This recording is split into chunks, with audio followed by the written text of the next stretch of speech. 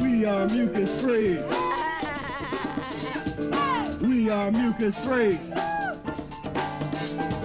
We are mucus free. We are mucus free. We are mucus free.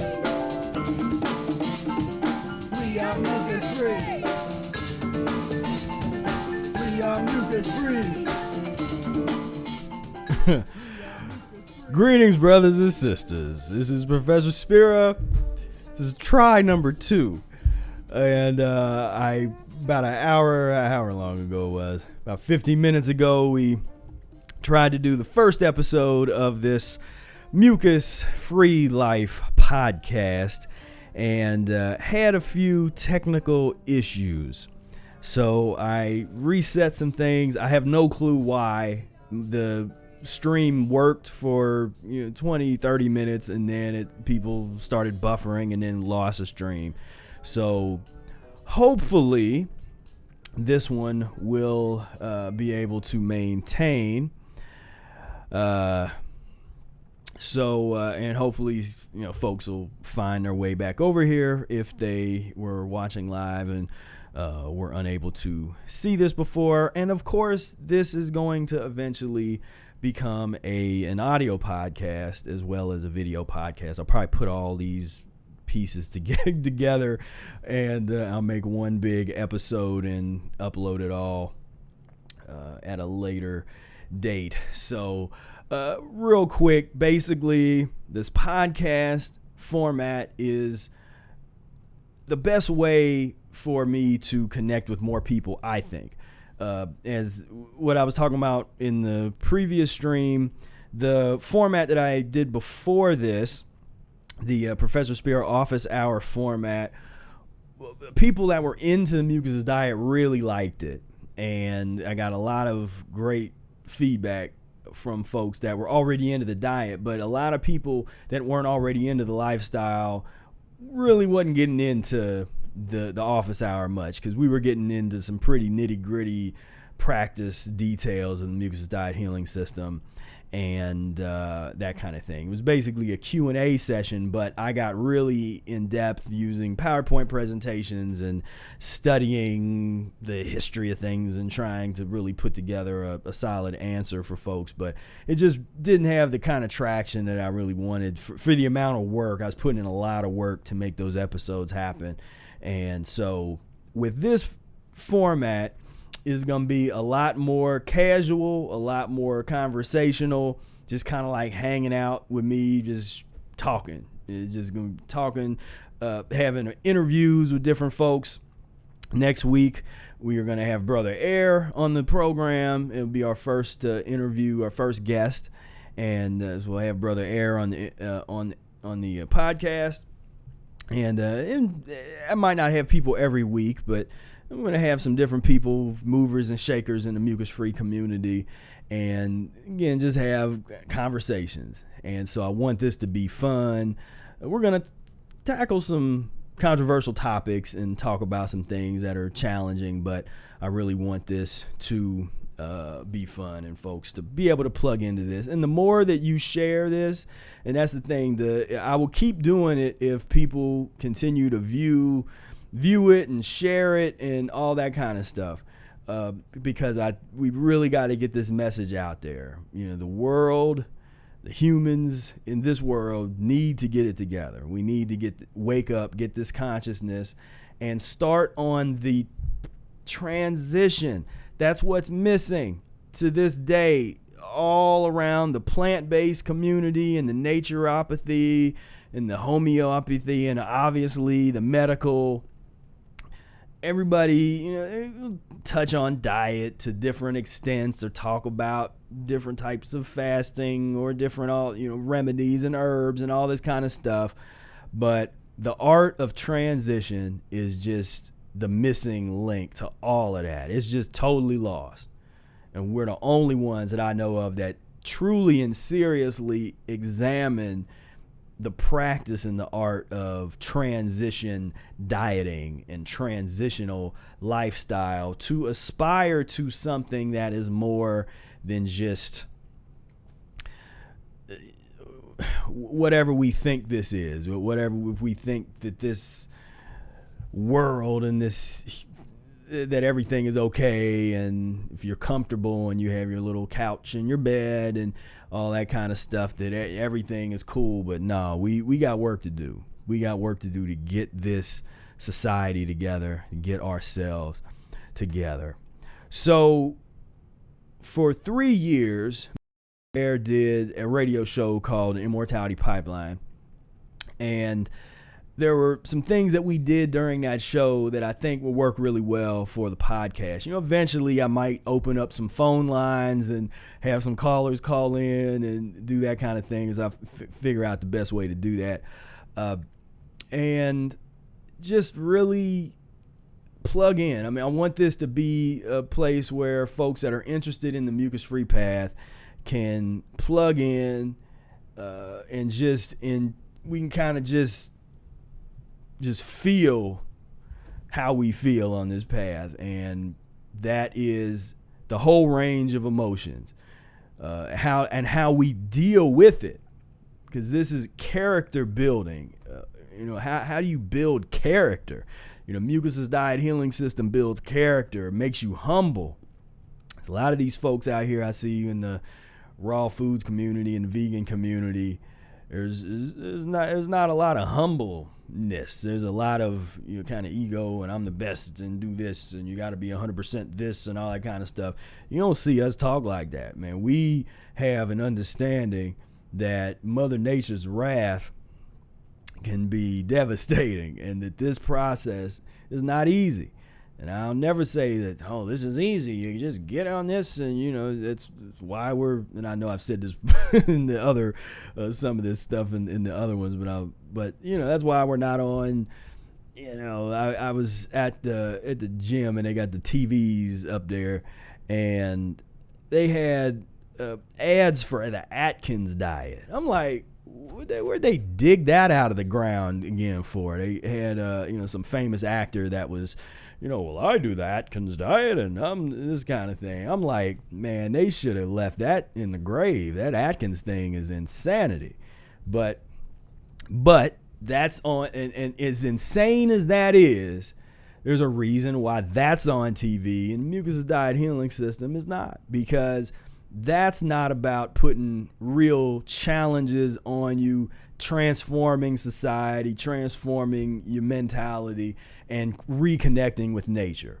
So in a society that has become divorced from nature, it would follow that anything that is on the negative vibration, that's going to be acceptable. Put that on TV and everything's all well and good. But you start talking about something that's really going to totally upend the society and change everything.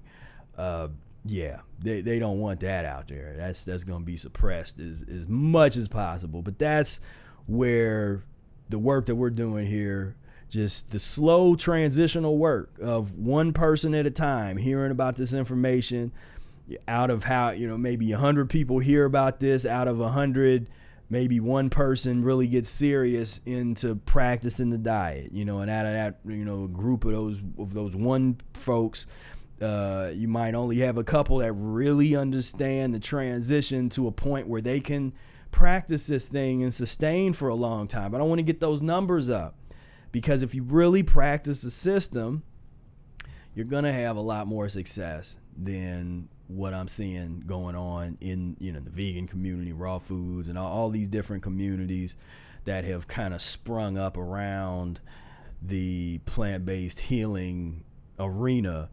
It's rough, and people are falling off, and that was something people wanted me to talk about, was the videos of people coming out, the ex-vegans and the ex-fruitarians and all this kind of stuff, where they're making these videos, or they're like, man, I felt good for a couple. And how often did I say that? For years. You go back to the oldest of the old videos on this channel, we're talking about the Mucusless diet, And I'm talking about how people that are too aggressive feel great for a little while, but sooner or later that they can't handle that level of intensity. And I'm seeing that with folks that are trying to do the raw foods and the all fruit and all that kind of stuff with no thought of transition, with no methodology. Just, I'm gonna be all raw, or I'm gonna be nothing but fruit, and they follow the different folks talking about it on YouTube and all that kind of thing, and try to compare themselves to what they see somebody talking about, and that's not it. Not for 15, 20, 30 years. That's not it. And that's what I'm talking about. Trying to finding ways to plateau. You want to plateau, and you want to do it someplace rational. And so I'm not talking about if you have really chronic issues.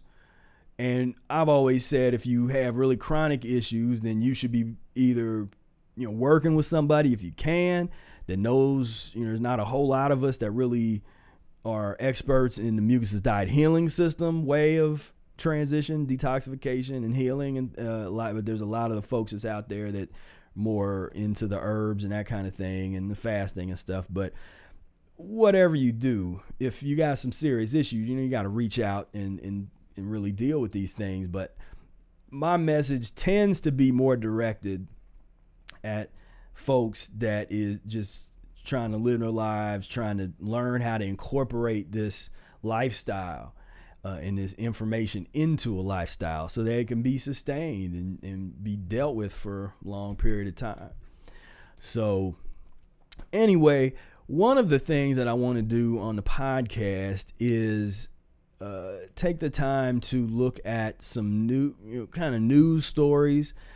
And there is a dear friend of mine that's a reporter named Doc Dockery. He said that he would do some things. So I got him on the line. And so when we had the Immortality Pipeline, we used to have a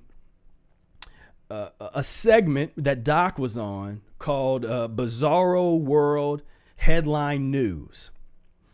And so he would just give us some news, read some different news stories, and it was really interesting.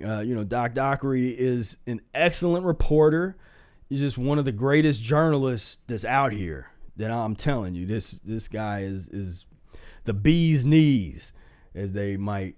Somebody, I don't know who would say that. Somebody would say that 50 years ago.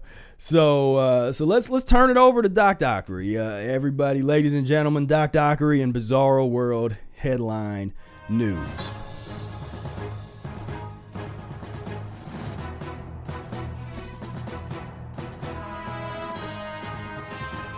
Hello, ladies and gentlemen. This is Doc Dockery, and you are now listening to Bizarro World Headline News.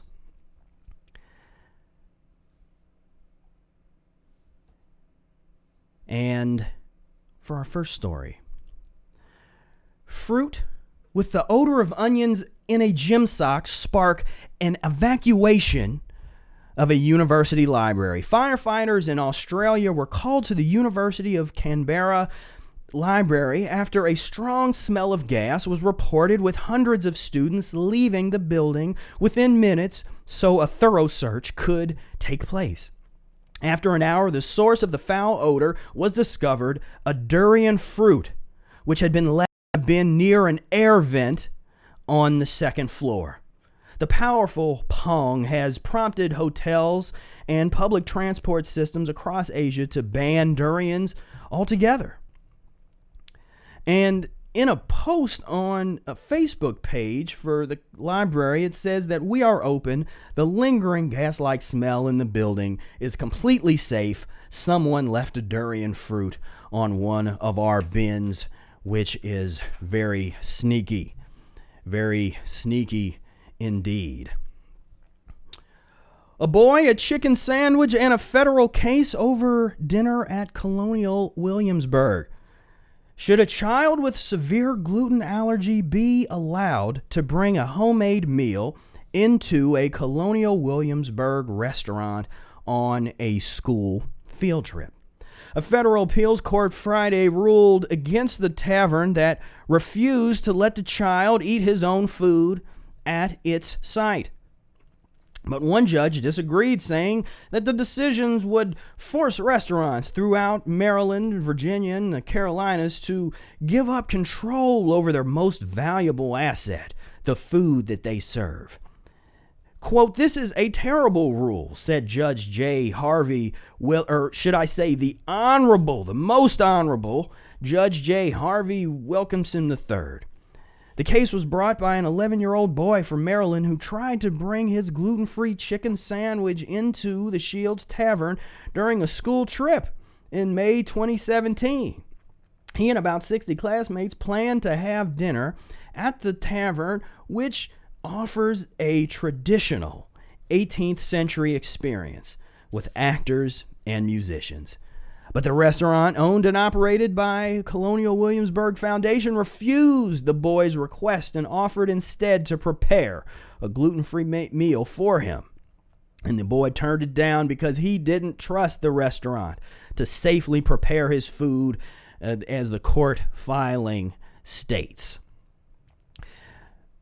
In response to the ruling, the boy, now 12, and a history buff, said in an interview Friday that he hopes his case will ensure that nobody has to go through what I have gone through. And if I could comment on this, I think that this is a national tragedy, ladies and gentlemen, that in such an important place as Colonial Williamsburg, where we talk about make America great again. I mean, this was when America was great, and there's so much education, there's so much learning that we can glean from a place like Colonial Williamsburg. And so for this young man to be so disrespectful, to think the temerity that he could bring his own gluten-free chicken sandwich to this historically accurate place. This is why things are so terrible right now in this country. That I just cannot believe it. And I want to get a comment by the culinary historian Michael Twitty, and see what he has to say. He did some work at Colonial Williamsburg, and I'll turn it over to Mr. or Dr. Twitty. Starts most days in the garden. Oh, good stuff, boy. Boy. There you go. Can't have pepper pot without a hot pepper, huh? Yes, sir. A little rosemary and we gone. You're a historian. Mm-hmm. There's a lot of ways you could study history. Right. Why food? People associate food with identity. Food is the way of all human beings on earth say, we eat this is us. They eat that is not us. Everybody has this deep connections to gastronomy in their personal and familial lives. You know, our story is told through our plates. Every year, 500,000 tourists visit Colonial Williamsburg for a sanitized glimpse at 18th century living. Everything that's not behind the rope is all right. There's no fancy knives and no air conditioning in Twitty's kitchen, just his food and the uncomfortable truth. You're making Southern cooking, right? Yeah.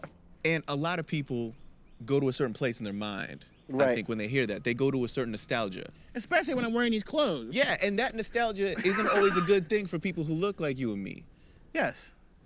You put yourself in a very strange... And so I just want to say that this young man here is doing God's work, and we need more places like this. We need more places like Colonial Williamsburg here in the United States to really understand the greatness of this place. And it just boggles my mind that young child would be so disrespectful. And that's all I got to say about it, So in conclusion, I want to thank you. I'm going to turn this back over to Professor Spira here, and this has been Doc Dockery coming back at you with Bizarro World headline news.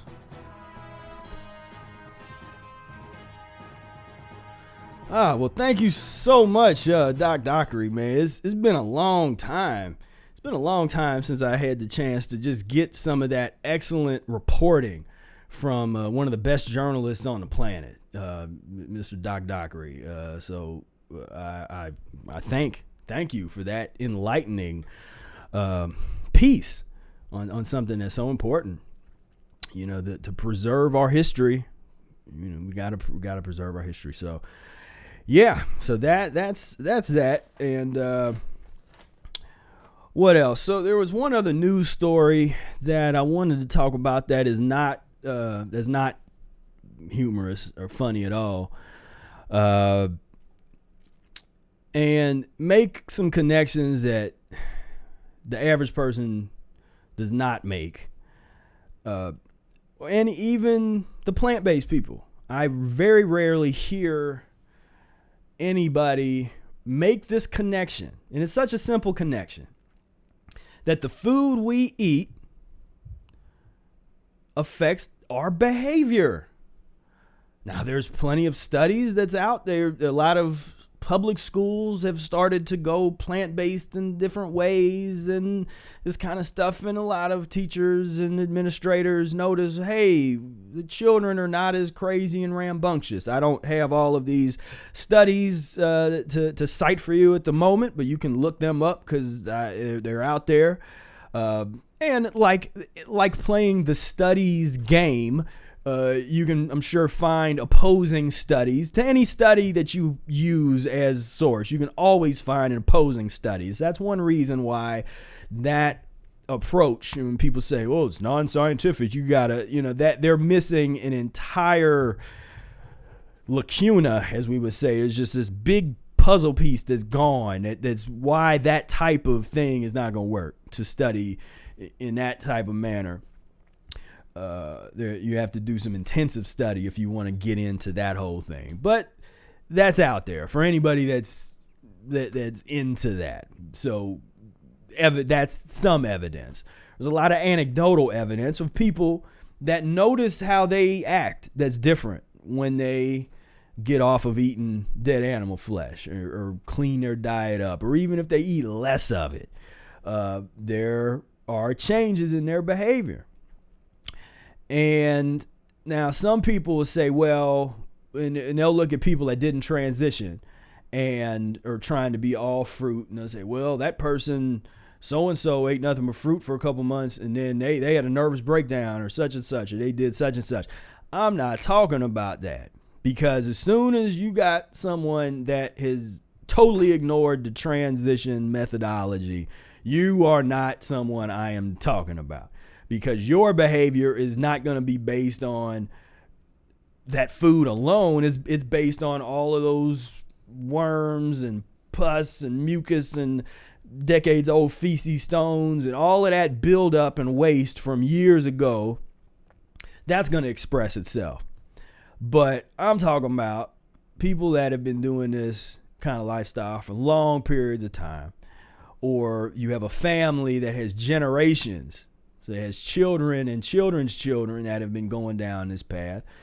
You're not going to see the kind of chaos that we see in this society right now. So I want to take a look at the current event, which happens all the time. Unfortunately, there's mass shootings in the United States constantly. Now, I'm not going to get into all of the political debates, because the average debate is on the guns and constitutional rights and all that kind of stuff. I'm asking one question and one question only. What was this shooter eating? That's it. That's the only question that is of any consequence. What was this guy eating? I can tell you what he was eating. He was eating pus and mucus-forming foods. And until we can get to that, until we can understand that piece, then we are going to be we're going to be really blind and out here in just total ignorance.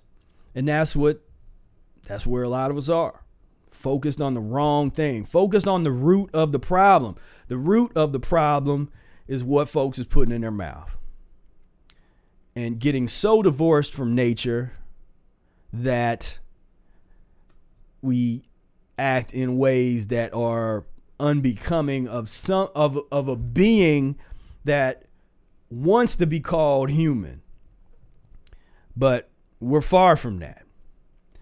So let's watch a little clip of this story. So this guy, Dwayne Craddock, he was a longtime Virginia Beach employee, identified as the shooter, killed 12 people yesterday in a city building. I come home and I go farther and I'm like, oh, there's a crime scene tape. So I'm thinking it's someone over there, just because my first instincts, I'm not thinking it's the guy above us. Yeah, I think that. Not thinking that at all. And then one of the reporters comes in and is like, do you know Dwayne? I'm like, yeah, he lives above us. We know he's a very routine guy. Could probably pick up on his routine pretty easily, but had very few encounters with him. My dad spoke with him when we first moved in, and other than that, just general encounters, good morning, have a great day, as you're walking or leaving. I mean, I always felt like I was in a safe neighborhood, so I never felt it's very quiet. Never felt, we always would jokingly say oh, Dwayne's got cameras at his house, so if anybody ever was to come around, we'd be fine, not knowing that the person that could have came around would be him, kind of thing. But it's never felt fearful or anything like that. I work for the city, and one of my bosses was like, hey, one of our participants' dads might be late because he works around that area. And so there's just talking a little bit about the dude. There was a video that I'd had queued up before that I thought where they were actually at the scene, talking a little bit about what was going on. This is kind of the aftermath stuff here. But so this is one example, one account of something that happens over and over and over again. And people focus their attention all of a sudden okay, this is something that made national news. There's people who are getting shot and brutalized and all of that every day all over the world and all kinds of different nooks and crannies. And I did a simple lookup of Chicago shooting, and here was a baby waved at suspect before they fatally shot the mother.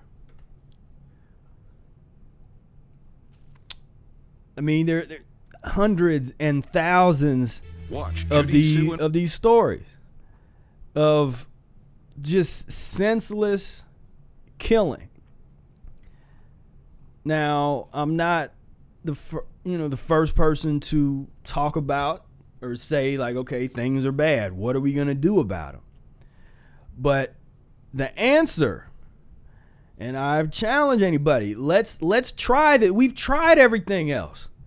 We tried the political thing and uprising, and we've done all those things before, over and over again. Study enough history, go far enough back. Plenty of political upheavals, the change of entire governments, the overthrow of governments, and the insertion of something new, that somebody else thought would be the utopia way. We've done this over and over and over again. And yet those are still the only solutions that I continue to hear. Is whether it's things from right or left, or those false dichotomies that are created, various kinds of philosophies and all that kind of stuff. And I'm telling you, None of this is going to improve. None of this is going to change until the diet is dealt with, period. Then people say, because this makes people uncomfortable. And now I'm speaking from somebody that came from that. And I can talk about my own personal experiences of being in situations where I used to find myself in places where groups of us are like fighting with people and that kind of stuff. And that was gone. Once I got off of the heavy pus eating and a lot of the mucus eating, that was gone. The desire to be in those environments, the things that I used to think were fun about that type of environment was not fun anymore. Things that became fun, playing music, trying to become the best musician I can be, dealing with the Mucusless diet, studying, hanging out at the library, reading books. I mean, those things got so much more fun than, running around at clubs and bars and getting into, mischief or what, just that whole thing. That was out of there. So I've experienced it firsthand. But the way we got to think about it, or the way that I recommend that we think about it, is not everybody that gets drunk is a mean, nasty, dangerous drunk. And not everybody that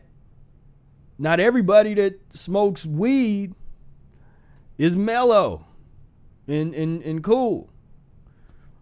And not everybody that does any insert name of drug goes along with the stereotype of that drug. Every person's body reacts differently to the drug. So some people drink a bunch of alcohol, and I'd actually brought up I don't know if I still have it up here. I'd found an article, because I actually looked that up today. I looked up an article about the percentage of murders that occur that are based on people that are drunk, that are intoxicated. How many people actually murder that are intoxicated, either drunk or something. Now, drinking by far is the thing that gets the most percentage points in terms of murder.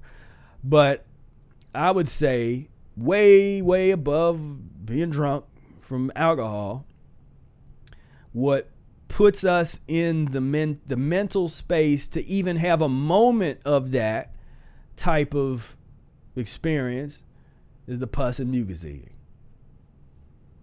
Because it has to be. When you're doing something that's so unnatural, that's diametrically opposed from what we're supposed to be doing, what do you expect? Not peace, not harmony, not calm resolve, not working things out through a hug. No, that's not it. That's not gonna happen. And so you can't just tell people, because this is one of the problems, in PETA. You see them, it's like they're, and different people, and vegans in general, they'll try to appeal to the moral sensibility of somebody, but you can't do it. That's not going to be effective. It'll be effective for some people, but if you're dealing with someone that has an inability to feel empathy, what are you going to do? How you going to get that person to feel something that they can't feel because they're blocked and they're obstructed? Vitality equals power minus obstruction. How you going to do that? So our only chance is to appeal to, well, first and foremost, we have this information, so we got to worry about ourselves and our families, getting ourselves together first and foremost. So that's the most revolutionary thing you can do. Get yourself together. Working on this working on this, this life, getting yourself together, your life. You got control over that. You got control over what you put in your body. So we have to start there. Then we start talking about how to transition the economic system, how to transition political systems, how to undo and deconstruct society as it is today. Then we can have that conversation. People always want to put the cart before the horse. They want to talk about how we can overthrow the government, or we can have a revolution, economic revolution, or uprising, or whatever. Like I said, that's happened again and again and again throughout history. But there hasn't been a permanent solution. And I propose that the dietary piece is what's necessary if we are to have a chance at a so-called civilization. If we're to have a chance of a rational, peaceful civilization, then we're going to have to, in some way, shape, or form, we're going to have to get it together physiologically. And this is the missing link. And so I look at the work that we're doing. It's the most revolutionary, most important work that is out here that we can be doing, because we don't even know the kind of impact that we have. I mean, just doing it, just transitioning properly. Because I'm not telling anybody to push yourself past what's, just where it's not comfortable, or where it's, where you're trying to be 100% something. You'll never see us talk like that. Say, oh, you got to be 100% mucus free. Never said that. Or you got to be 100% raw, or we're fruit eating beings. We need to eat nothing but fruit. No. We have gotten so far off track that we need to take as long as it takes to get back on track. So we need to be able to sustain. We need to be able to hit these plateaus and really get to a point where we are truly transforming humanity through ourselves. And that is... and that's really important. So I'm gonna take a look at the chat over here. Let's see what's going on. What's going on at the chat? Let's see. Let me share the chat. So we got Marshall Vid says, very similar to Dr. Sebi's material. Well, my material is very similar to Professor Arnold Ehret. Now, Dr. Sebi said that Arnold Ehret is the only person that he agreed with. And I could bring that video up. If you look up a video, Dr. Sebi talks about Arnold Ehret. There's like a one clip, a minute 30-second clip, and where he talks about Arnold Ehret and how that was where he was getting inspiration for things that he was teaching. Now, when it comes to the herbs and all that kind of stuff, and he didn't talk about, that I know of, he didn't really get into talking about a lot of transition diet aspect of Ehret's work. He was real into the herbs and that kind of stuff. I talk about, Professor Arnold Ehret's Mucusless Diet Healing System is the inspiration for what I do and what I live and what I talk about. Now I study what other folks are doing, and I study different, I keep abreast of a lot of different people and all the different folks that's out here that claim to have something else that's important. I study it and I'll experiment with it.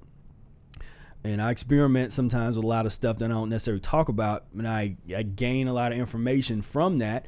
And if I do something that I think will really help people that isn't against the Mucusless Diet Healing System, or that doesn't associate with Ehret's work, I talk about it, or the things that I disagree with Aaron on. I've talked about those, and so it's not one of those kind of situations where you're just reading the book blindly and just believing everything is in there. As I don't teach that either. Now I have a e-course that we released, you can find a link down below, where we really go through the Mucusless Diet Healing System as if it's a college course and give it its due respect and study and really just break things down and go over the information with a fine-tooth comb.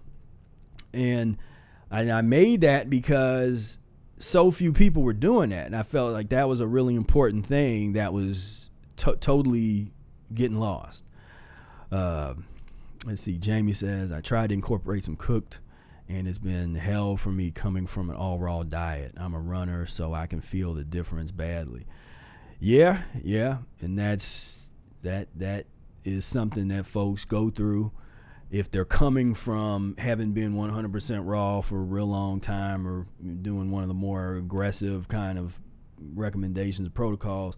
Then they try to, they get to a point where they're not functioning the way that they want to be, and they like, okay, let me check out what Arnold Ehret has to say, and they'll say, okay, well, Ehret was saying it's not that cooked food is evil, it's how you use the cooked food to transition, and that there's a way to do it, a way to use cooked food to especially mucus-free cooked food, to keep the progress going, keep the cleansing happening to a certain extent.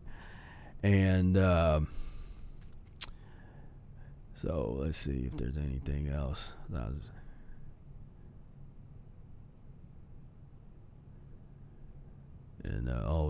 Someone said that we haven't been able to implement any of the ideas. They murdered the union movement. Socialism has not been configured properly in the past and has been demonized by our fake fourth estate. So what I have to say about that is I'm saying that it wouldn't work. Configured, I mean, things have changed anyway since the writing of a lot of those, and I don't know who you study or which, you come out of, but I'm saying that until we get ourselves together physiologically, so if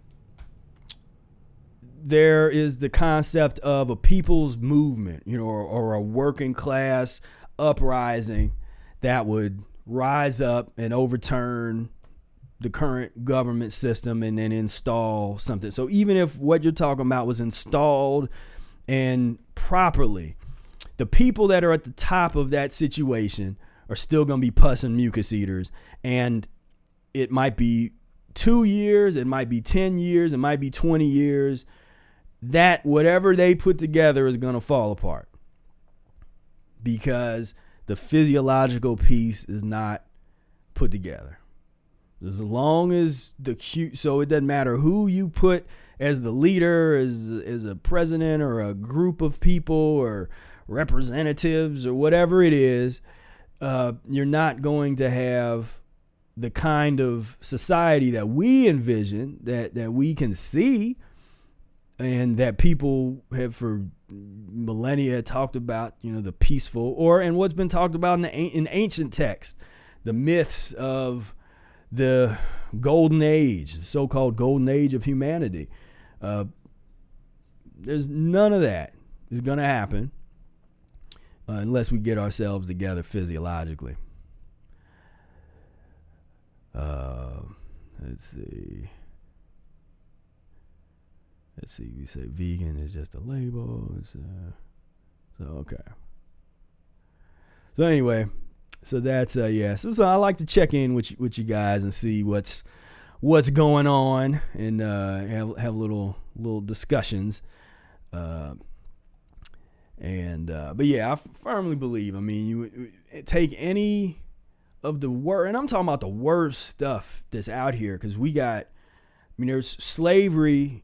A lot of, and many of you probably know, slavery exists today. Huge amount of slavery in the world.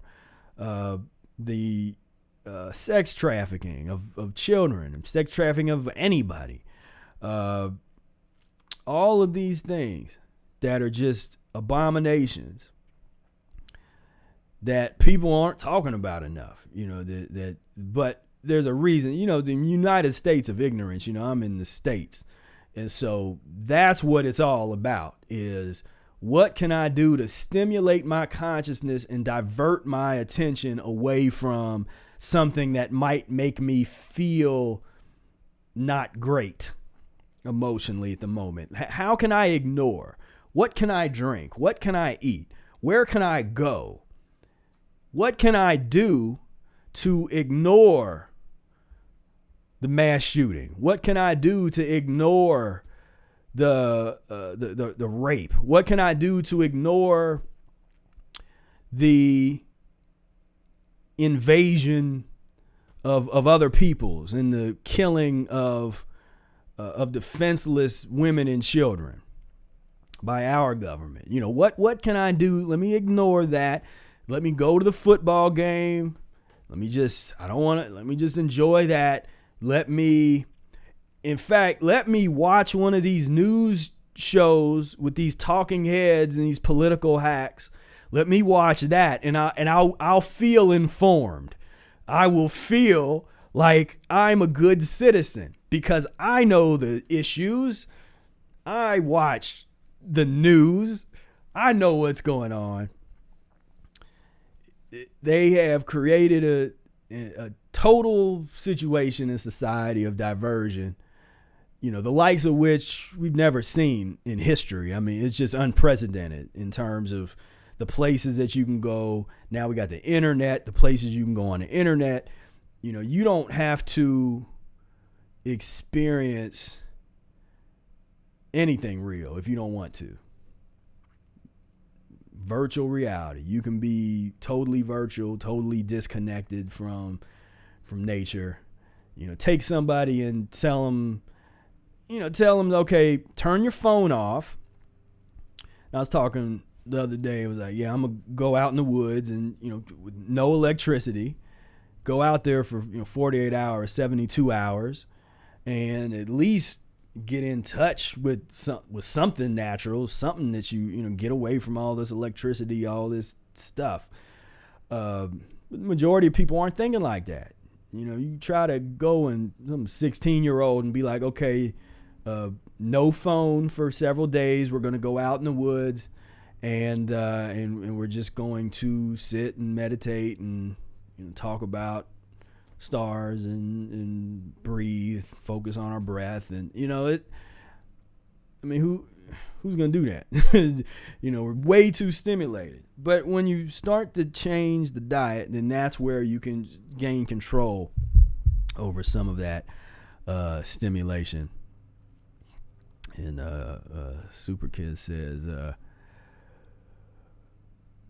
move out the country. Well, that's gonna happen. That's like the long term type of situation and goal.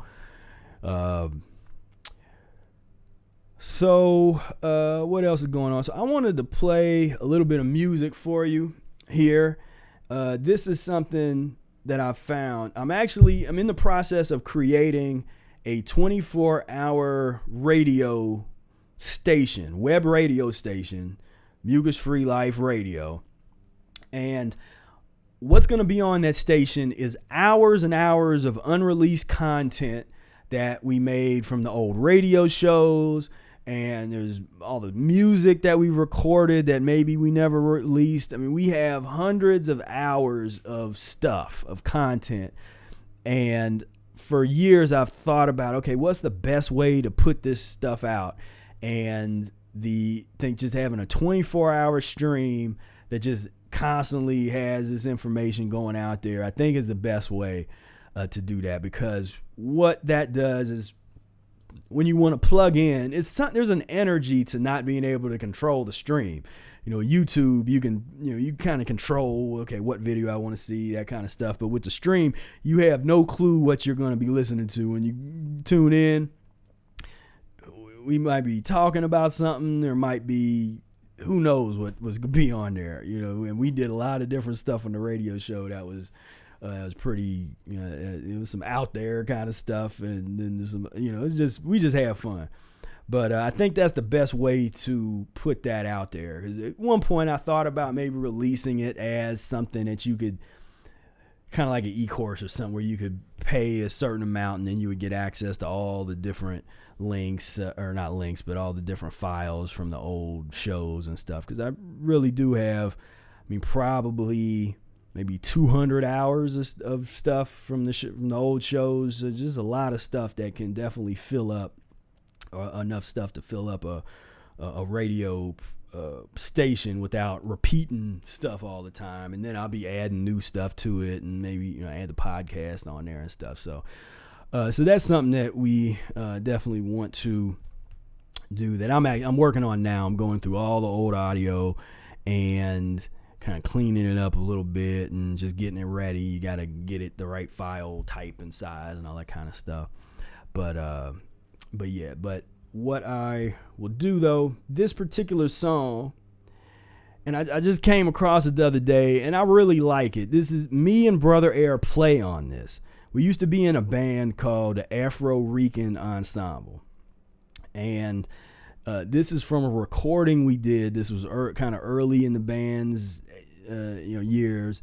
This song is called Psychedelic Sally, and we got Mario Abney on trumpet, Eddie Bayard on saxophone. I'm on trombone now. The first solo is me. I'm playing my trombone through a guitar effects pedal, so it sounds kind of like a synthesizer. Something's playing, but that's me on my trombone. Then Brother Air is I think he's on the drum set, and then Rolando's playing percussion. Brian Batchelor-Glader on keyboard, and a couple other musicians. But so this is Psychedelic Sally. We're gonna have a little fun, a little music break. Then we'll take a break for a minute, and we will come back with some more discussion, and we'll close out the podcast.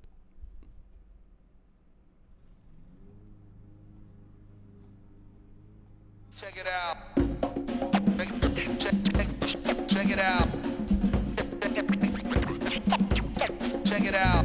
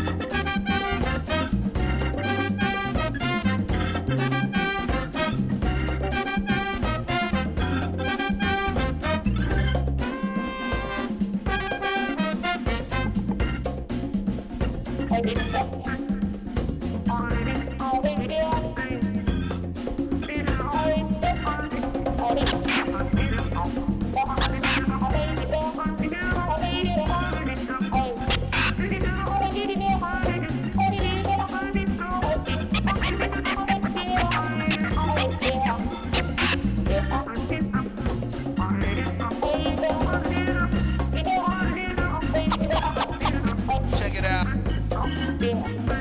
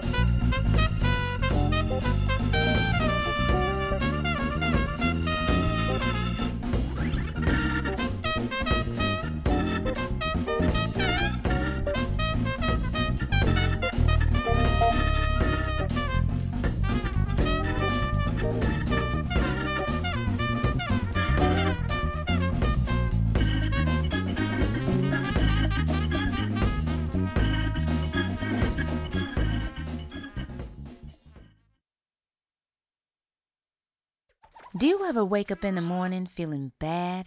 I mean really bad? Blowing your nose and coughing up green slime bad? What if I told you that the foods you eat are causing mucus to back up in your body? The good news is this waste can be eliminated naturally. Discover the simplest and most powerful natural lifestyle secret that has improved the lives of thousands. Professor Arnold Ehret's Mucusless Diet Healing System, annotated, revised, and edited by Professor Spira, is a complete course for those who desire to take their health into their own hands. You will learn how to naturally get rid of that annoying stuffy nose, soothe your nasty cough, melt away unwanted body fat, prevent dangerous health issues, and heal yourself of painful illnesses. Where are my real brothers and sisters at? You think you're hard? You think you're a revolutionary? Then you got to be talking about health. Learning to control what you put into your mouth is the most revolutionary thing you can do.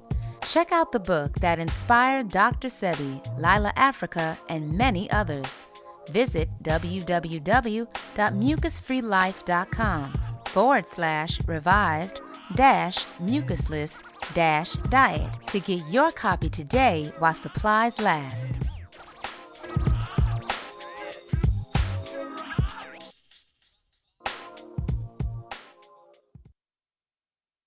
Hi, my name is Kristen Oviedo, and I'm currently a stay-at-home mom. I take care of my son who's 2 years old. His name is Logan, and we live here in Houston, Texas. I was so excited when I found out that Professor Spira was going to be releasing an e-course for the Mucusless Diet Healing System. I actually bought it as a birthday gift to myself. The e-course goes through Arnold Ehret's book lesson by lesson. You get the reading materials with the audio files, and then Professor Spira teaches each lesson to you. He also gives you a quiz at the end to see how much you paid attention, and gives you additional readings, additional videos to watch. So you literally could spend hours on doing the e-course. And what I love about it is I can really do it on my time. Hi, my name is Michael Adam Fathauer. I currently live just outside of Pittsburgh, Pennsylvania. My current profession is the commercial construction industry. I am currently enrolled with the e-course. I'm about halfway through. The beauty of the e-course is that you can work through it at your own pace. I would highly recommend the e-course because if you think you read the book, the Mucusless Diet Healing System, if you think you read it and grasped it, that's good. It does help to go through a study. Professor Spira has taken the e-course and he digests the information really well and makes a really fun, interactive platform for learning. So if you're a visual learner, he has visuals, videos, pictures. If you're an audible learner and you learn by listening, you can also listen. My name is Autumn Queen, and I live in Stone Mountain, Georgia. The Mucusless Diet Healing System e-course is a combination of videos, quizzes, reading assignments that covers the whole entire book. It teaches you everything you thought you knew while reading it, but the e-course kind of amplifies it. It explains all of the little questions that I have. It was just explained to me in detail through the e-course, and it just everything made sense. The e-course thoroughly covers all the concepts and the principles of the book, and what is so cool is Professor Spira has lived it. He lives by the same principles, and so when he talks he's teaching from experience. Some of the things I really like about the e-course are when I'm listening to Professor Spira teach each lesson, it really feels like I'm sitting in his classroom, and I really like his teaching style and his commentaries. The other thing is that the course allows you to do it at your own pace. You can do it on your own schedule. For me, it's really great. I can actually also do it on my phone. Well, what I like about Professor Spira's PowerPoint presentations, for instance, his introduction to the Mucusless Diet Healing System, or about the fasting, is that it is broken down very simply, and it's technical, but it's also just very practical information.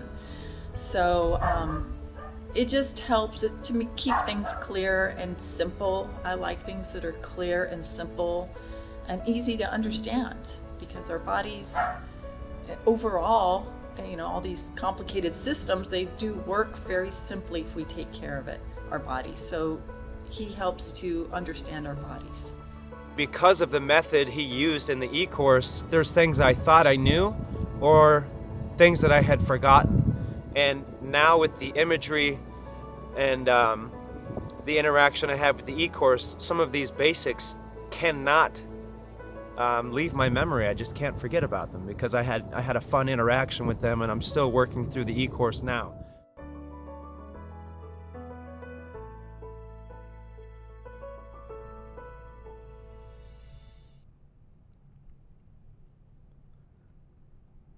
All right, we are back.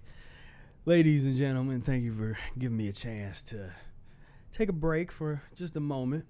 And got a little bit of lemon water. Just drank a little bit of lemon water down. It was very good. So one thing that before we get too much further, I want to go over a couple things that's coming up. We got the Arid Day celebration finally starting to get it solidified. And well, first and foremost, I want to thank an anonymous benefactor, anonymous donor that is helping us out tremendously with this year's event. Gave us a very generous donation. I want to really thank. In fact, I need to let me change the camera back. I want to thank you so much for what you did and your support. And I know you don't want us to say who you are or nothing. So I just want to thank you. And later this week, me and Brother Air are going to do a GoFundMe because we need to raise even more money because what we're trying to do this year is just take things to the next level. Last year we had the Arid Day celebration in my backyard, and we did everything that we could do within our power. But we have ambitious plans, an idea of where we want to take it, and really want this to be a day that just really just honors Professor Arnold Ehret, and to have that kind of quality that is necessary to do that. In fact, right here I got, this is the proclamation that we created for last year's the first annual Arnold Ehret Day celebration. And so I'm really proud with what we did last year. You can see some videos up there. If you do a Ehret Day celebration, you can see some stuff from that. So the second annual Professor Arnold Ehret Day celebration. And by the way, this was part of a newsletter. If you want to make sure that you get these Mucus-free Life newsletters, sign up. There's a link down below. You can go to the website here and download your free mucus-free recipes, menu planning guide, and top 10 mucus-free foods list, and get on board, and that will put you in the newsletter list. But here we got the date. Second annual Professor Arnold Ehret Day celebration is going to be Saturday, July 27th, and as well as Sunday, July 28th. But on the 27th, we're going to be at the Whetstone Park of Roses Shelter House, 3900 North High Street, Columbus, Ohio. There's a number of folks that are coming in town. So I know if you are out of town, you got to get your plane ride together, your bus or your train, or however you're doing it. We got folks coming in internationally, and a lot of the people that came last year came from out of town, which made just feel great that folks want to come and hang with us and really celebrate the legacy of Professor Arnold Ehret. And so this year, this is a beautiful space. You might have caught a video of mine that's on my Facebook where I actually went here and I kind of walked around and showed folks around. It's on the Whetstone Park of Roses grounds. And so this is some photos that you're looking at here of the Park of Roses. That's a shelter house that we're going to be in. Shelter house from inside, we have a stage kind of set up there, and no PowerPoint presentation set up, and then music. We got live music happening. The Professor Spira and Brother Air Fire Music Project is what's going to be happening this year. And Whetstone Parker Road. I mean, this is a beautiful spot. I mean, from when I first saw this place, I wanted to have an event here. And for years, we've kind of talked about doing like a Arnold Air Day celebration. And this was the place that I envisioned in the city I live in Columbus, that I would love to go. But it's incredibly difficult to get this shelter house. I mean, you usually have to apply for this a year in advance to get it. And it was one of those universe things where I just happened to call. A couple months ago I'd called. It was already booked up. So I just had kind of put it out of my mind. And then last month, I just was like, okay, I was calling. I was even thinking about maybe having it on a Sunday, because maybe I could find a place. I was having a lot of trouble finding a place to have the event. And I called, and somebody had canceled. I just happened to ask, well, can you check to see what's on that Saturday? And they checked, and the shelter house was available. I was like, book it immediately. Got the credit card out here. That's where we want. And so this is gonna be beautiful. And I just really looking forward to this event. But we got a lot of work to do in the interim, so we're still putting it together. So if you definitely know that you want to go, you want to get the best price on the ticket, sign up for the early bird ticket. There's a link down below on the YouTube.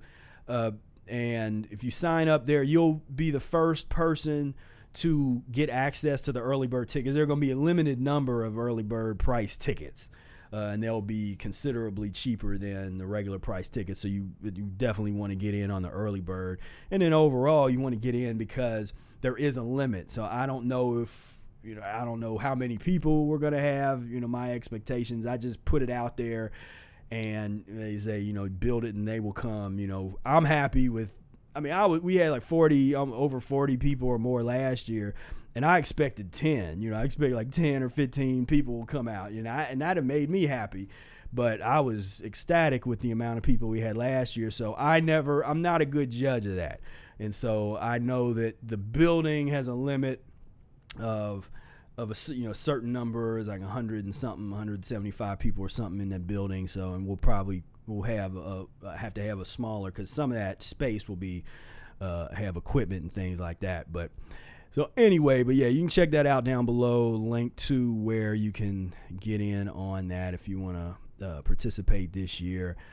And and more details will be coming as far as the program. Part of what we're going to do later this week with raising money and also having sponsorship. So if you give enough or donate enough, and you happen to have a business or something that you want to promote that's in line with the values of Mucus-free Life, then you can be a sponsor of the event, and you could put up your logo for your for your company, and it creates goodwill amongst the community.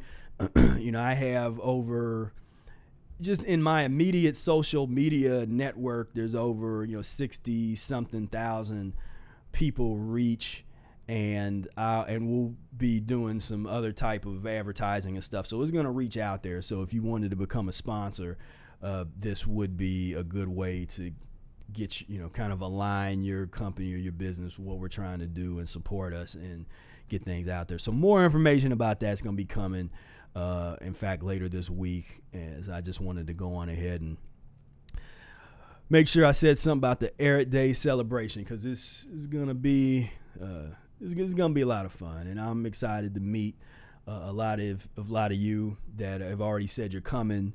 Folks that I interact with a lot on social media and Facebook group and all that kind of stuff, but we don't get a chance to really hang out in person, so we're gonna definitely do that. Sunday is gonna be kind of informal, and that's gonna be kind of the meet and greet day where we'll make it up as we go along, as far as we'll pick some place to go and hang out, and I don't even say what we'll do. We're gonna hang out, and but we're gonna do something fun.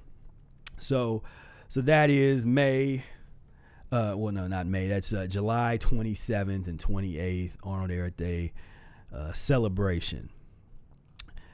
And I'm looking forward to that. So we'll be wrapping things up here soon. Let me take a look at the chat one more time and see if there's any questions or anything that I should address.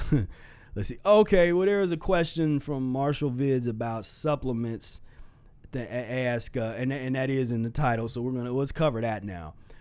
How to remove mucus from the body. There was a question on the floor that is about supplements. What supplements do you use to help eliminate mucus? Now, first, how do you define supplements? Supplement,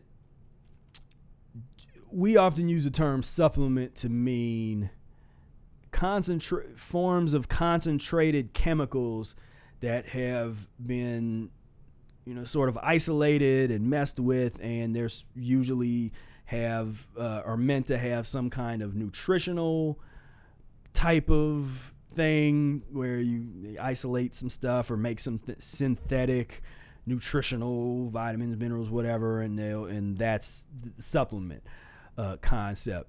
Now, when I say we, many people in the Mucusless Diet community and the mucus-free community are not fans of any kind of supplementation in that type of supplementation.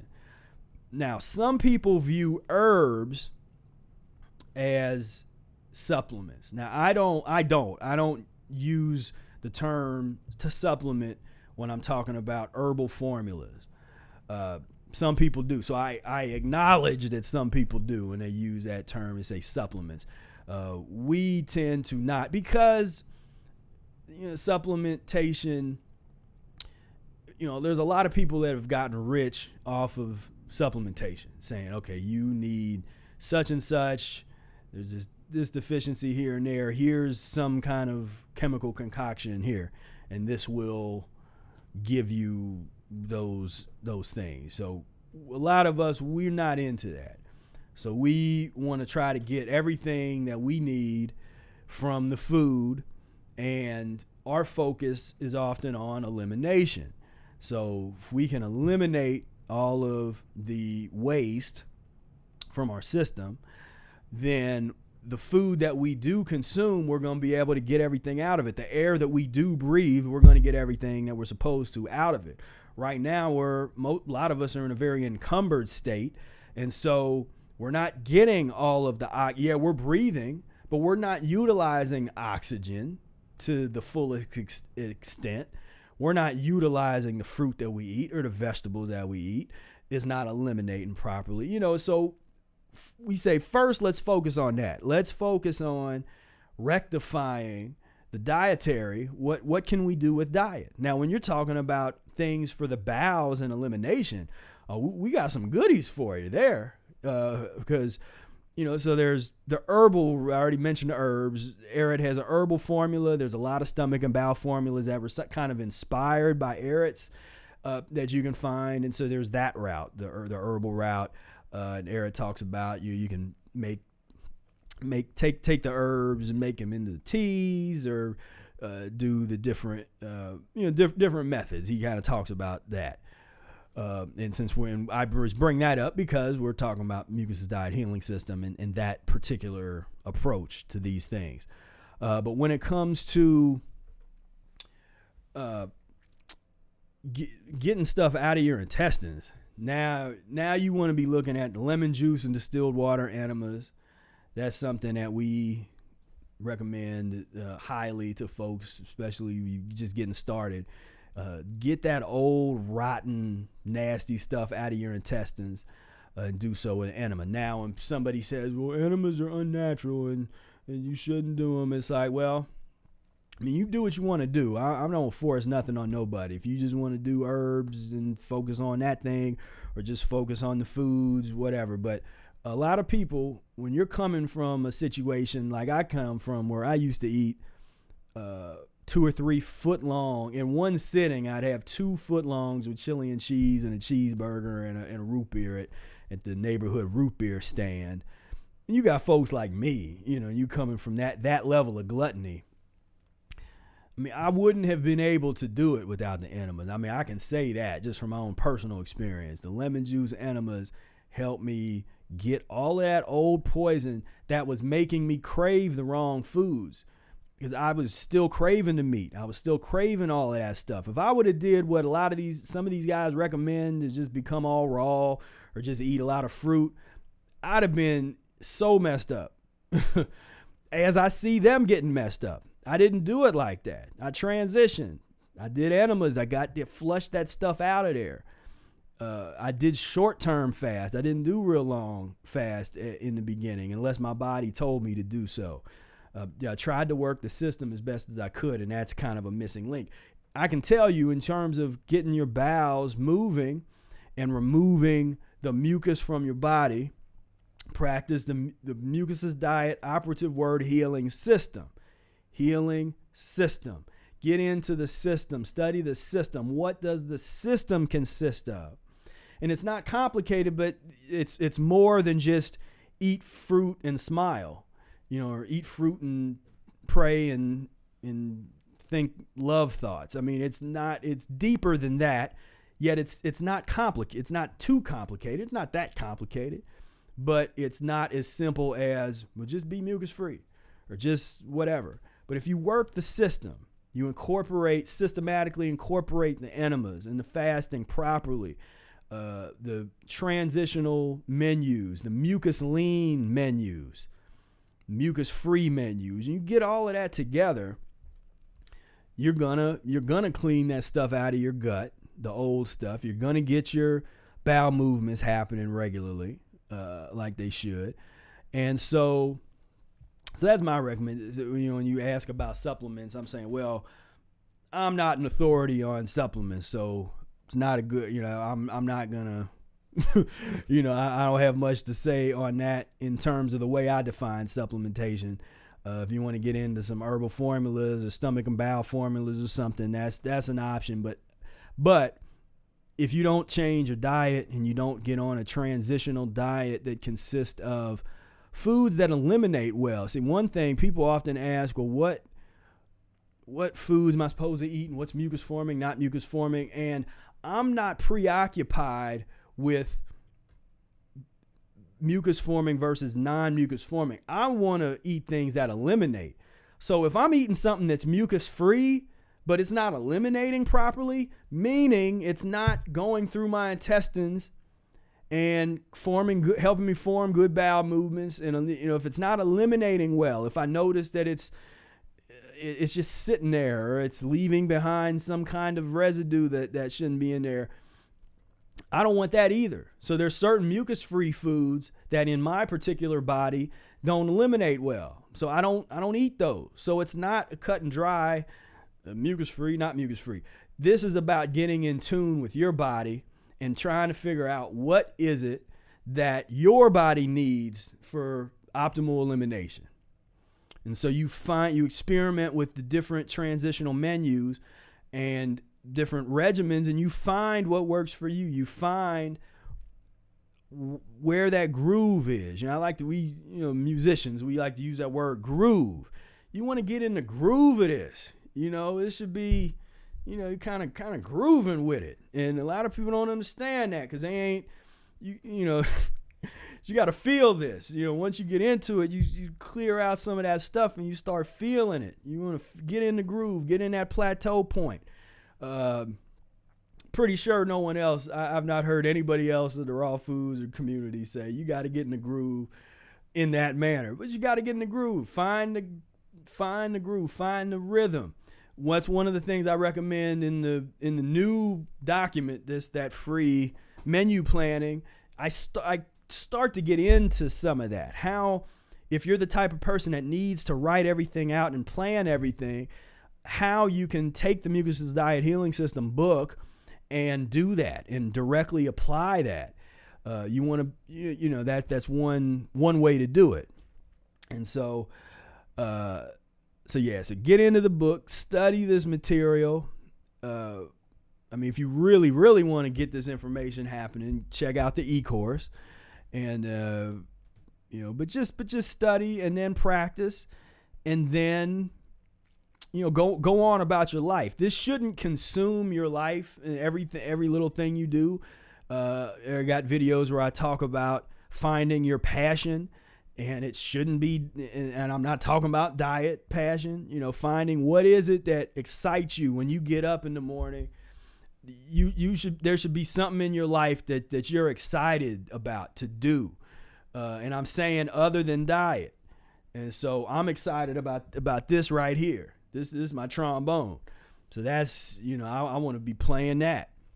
Right when I get done with this, I'm about to pick that trombone up and I'm going to have me a little session. So that's what I'm into, studying music, studying, all this, we talk diet, and I could just as easily and would even probably enjoy more talking about music. I can't, because you would all tune out. Because I've tried that before. I start talking about music in a way that doesn't directly connect with Mucusless Diet stuff, and you tune out, or folks tune out. And so, but whatever it is for you, something that you're passionate about, the goal should be to try and situate yourself in such a way where what you're doing, in the way that you make money or the way that you operate in the world, you're doing something that you're passionate about. Because once you are able to do some things that you're passionate about, then you will be able to practice the diet easier. It makes the diet so much easier to do. It's easier to fast when you're consumed with something that you love to do. It makes fasting easy. It makes you're not hungry because you're not thinking about food. So that's a lesson that I hope that people take to heart, where I'm saying that like, food is not something that you should be obsessing about. You want to study and you want to get into it, and you want to create a situation. Really, if you study properly, you get to a point where you don't have to think about it. And that's why I say that this is like an art form. You get to a point where you have the fundamentals down. You have all of those kind of things. Once you've mastered the fundamentals and you understand that, you have that in your mind permanently, and your body from doing it for a certain period of time, then it's second nature. And that's what that's what you want. You want this to become second nature. And so I'll give you an example.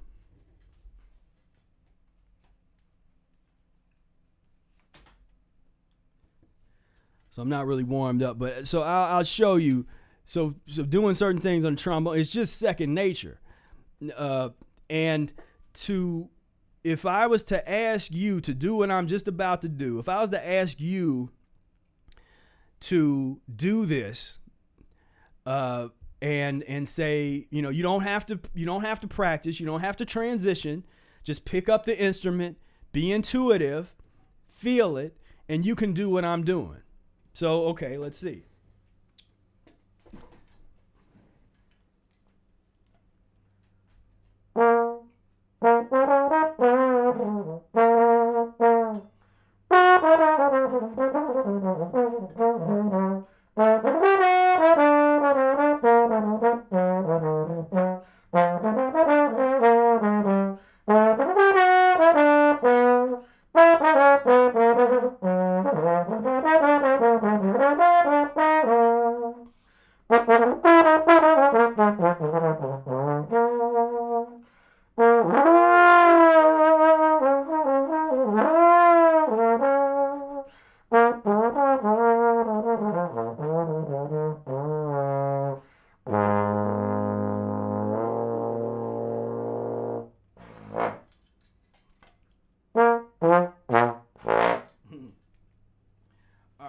So that wasn't as good as it would be if I was warmed up properly.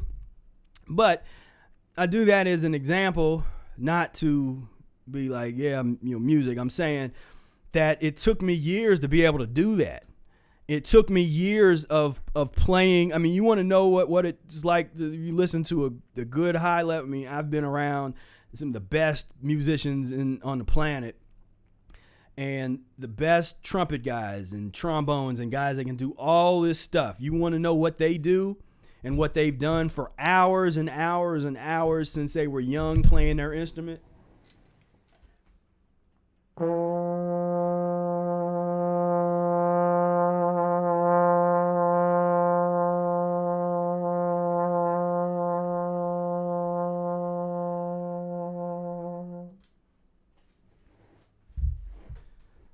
They might do long tones for an hour, 2 hours, for days or months, depends on what they're working on.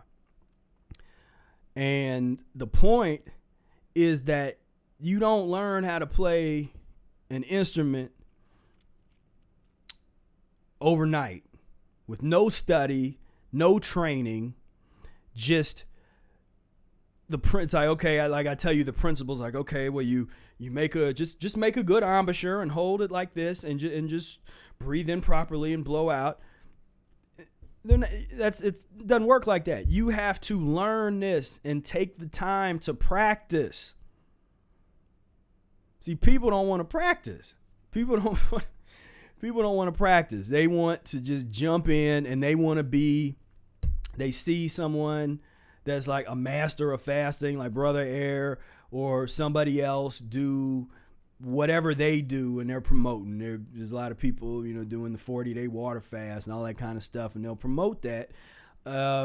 And then people that have not transitioned, not studied, not practiced, they will then try to replicate what they saw somebody do without replicating or trying to understand what they did for years before they got to that point, before they did whatever they did. And so, practice is key.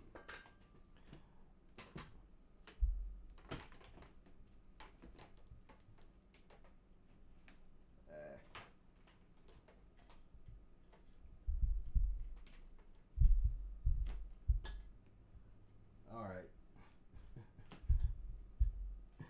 The reason that was so hard, I just got a new this little handle that's on here. That's brand new, and it really no longer fits on this old stand. That it used to fit perfectly on the stand, but now with the little handle that I got, that doesn't really fit on there as well. So I'm still figuring that out, because I really like this type of stand. It's like the way it holds the horn.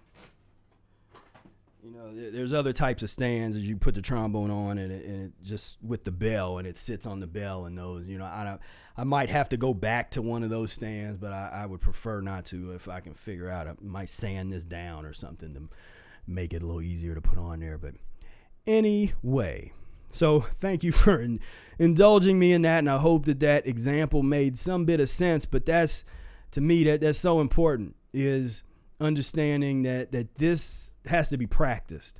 Mucusless Diet Healing System has to be practiced to be understood.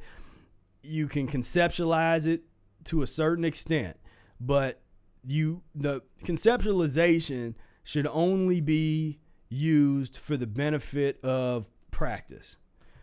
So you get it in your mind, you understand the principles logically, the different things that you can kind of do. You can organize your day, but then you have to practice. You have to do it and evaluate. Look at what you're doing and analyze. How's the food, is going through and eliminating. You look at all these different things. Conceptualizing can help you understand, different things that when you go through a rough patch, it doesn't feel good. And you're like, what is that? And if you've studied the book, and then that's where you understand, like, oh, okay, well, maybe I might be eliminating something really old, some old if you took medicines and all that kind of stuff. All of that's going to have to come out sooner or later. The residue of that was not able to leave the body.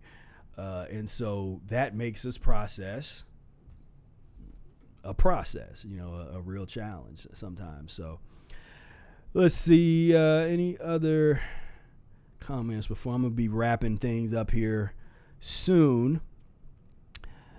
And there's Nivak. Yeah, hit the like button, y'all. Yes, I like that. Thank you. Indeed. Let's Let's see. Oh, thank you, Professor Spira. Has been hugely helpful. You are quite welcome. Alan says, what does Era say about removing parasites? Dealing with severe parasitic infection, is diet and fasting by itself enough? Well, I think would, because when he brings up parasites and worms, all that kind of stuff, he does it in the context of just how filthy humans are. And again, the system and enemas, so enemas, Era didn't recommend lemon juice enemas. He recommended water enemas. If there's anything that we've done that's kind of, taken that to the next level, is if you add the lemon juice in there to the enema. But you got to have you can't do that, one of those things by itself. So diet by itself might not, might not get it done. Fasting by itself might not get it done. The enemas without changing your diet is definitely not going to get it done. But when you systematically combine diet with the enemas, with the short-term fasting, rational fasting, you put all those things together systematically, and you're going to put yourself in a position to permanently eliminate that stuff. If you got the worms or whatever you got going on in there, you're going to eliminate it. And let's see, can you speak about transitioning off of fats versus cooked starches first? Is it possible to detoxify the body eating an avocado per day? Yeah, so I'm not, people think I'm hardcore about fats and stuff when I'm actually not. The reason that people think I'm hardcore about that is just because I simply state that fats are not optimal for humans, and to be eating large quantities of it for the rest of our lives is not going to work.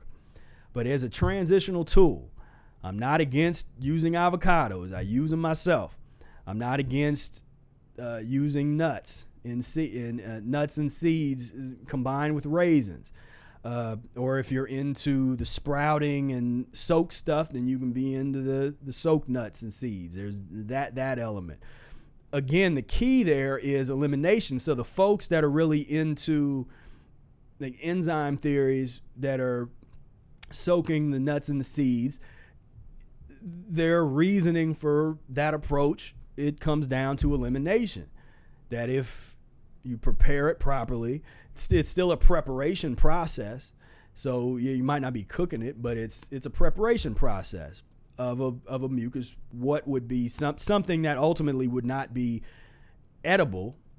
You soak it properly and drain the water, and you do all that kind of stuff, and you get something that you can eat that may or may not be eliminate well for you. That's where you have to test those things out. But ultimately, if you are again dealing with the transition, don't get held up on, if you're dealing with an avocado, I'd rather you have, avocado with a salad, on a salad, or make like an avocado dressing or something. I'd rather see that than eating the pork chop leg, or something.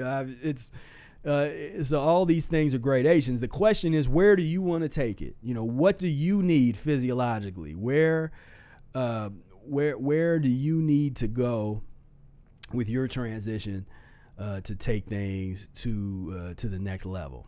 And that is the key there. And let's see, based on your experience, how much toxic buildup is removed from each day of fasting? I heard 1 day water fast removes 1 year of toxic accumulations. I would not agree with that at all. That's that's very hard to quantify. People can say those things and just make stuff up. It's not really quantifiable. It's going to be different for each person. Each person's background is totally different. What people ate growing up is different.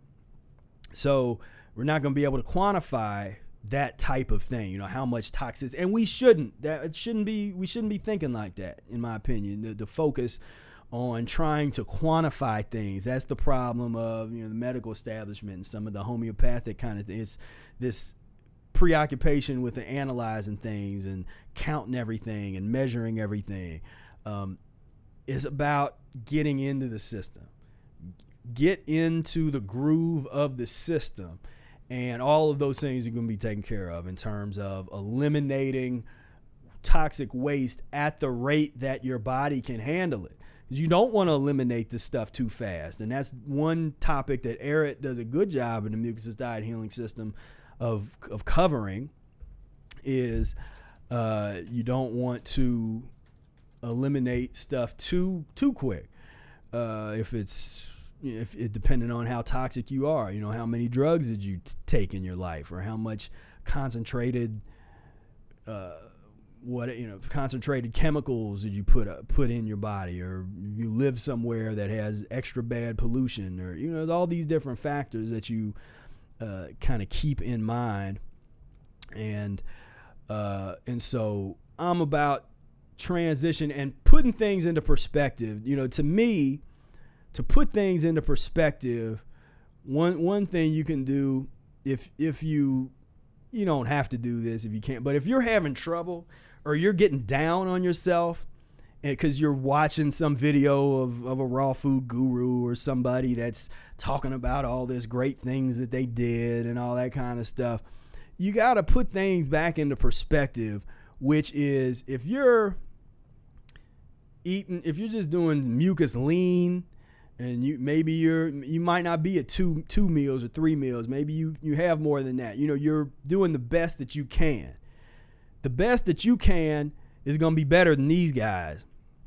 And I just did there's so many channels and stuff. I typed in vomit alert, and there's all these guys that force themselves to eat stuff, and it's not just a few. I mean, there's a ton of this kind of stuff on here. And it's got millions of views. This guy, whatever he vomited, whatever, I don't know what that is, but that's got 1.2 million views. So this is, these guys, bathing in spaghetti.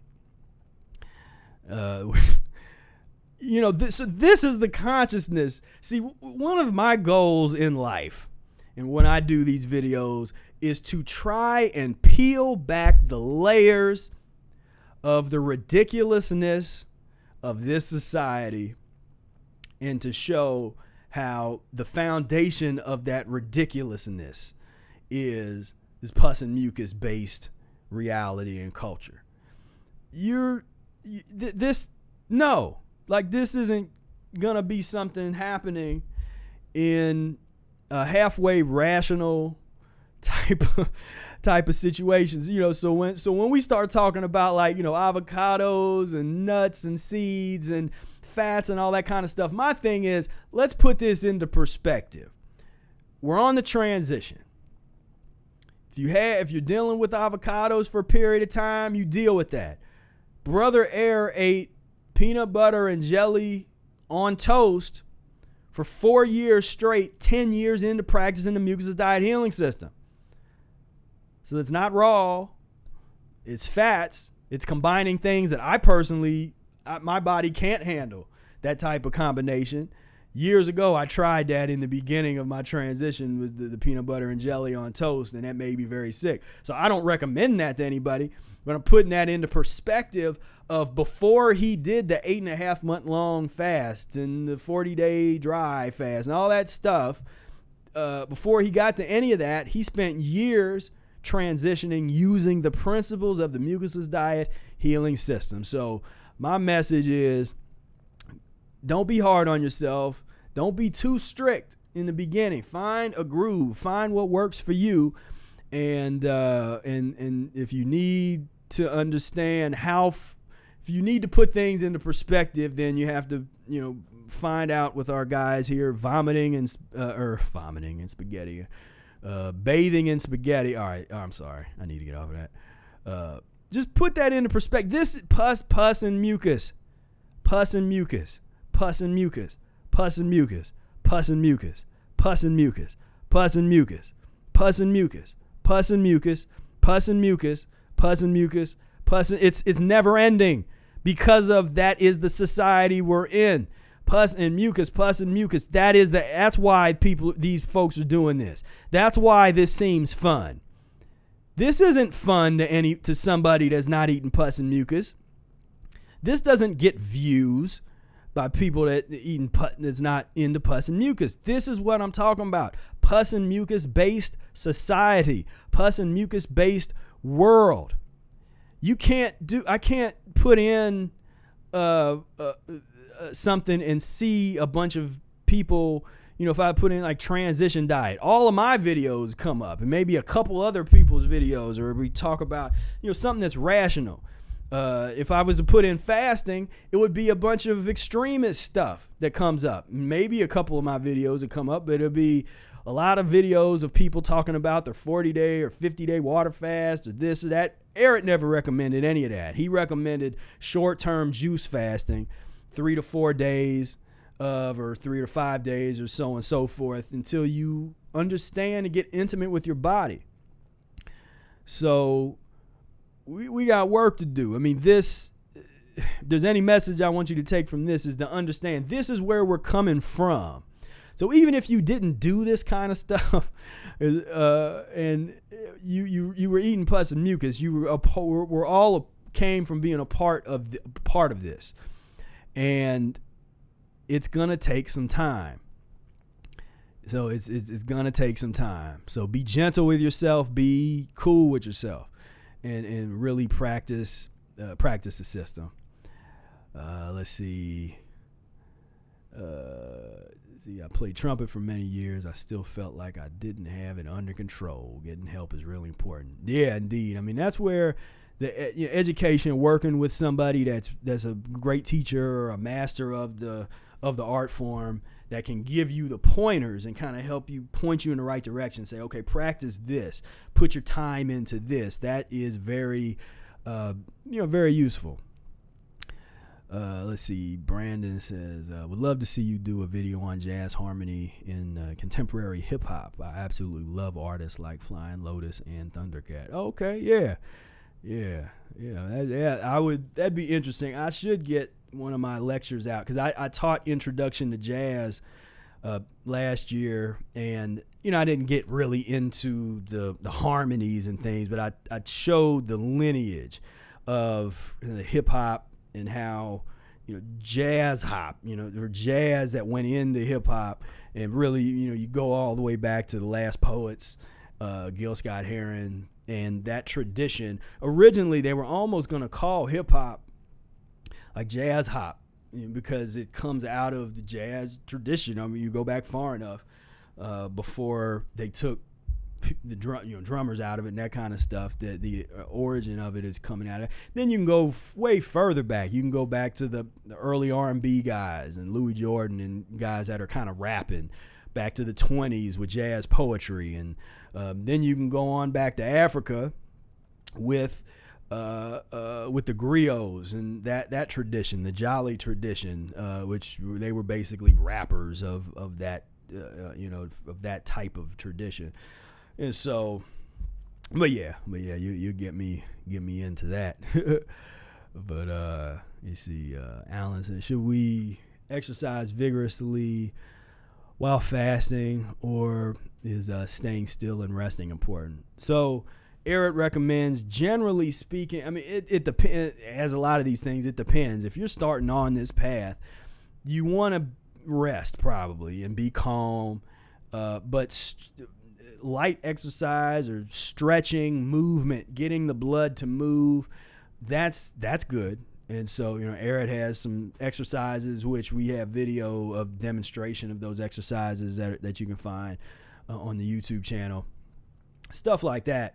I generally don't recommend vigorous exercise for folks that's fasting, because that's a time, you want all that energy to go into the cleansing process. It's the whole point, really, of certain type of fasting. It depends on what type of fasting and your reason and why you're doing it. But once you get into, if you're fasting like Brother Air or something, then it's different. There's a different type of situation. But as far as vigorous exercise during fasting, I would say no. That's not, unless you're a very advanced faster, that is not something that I would really recommend.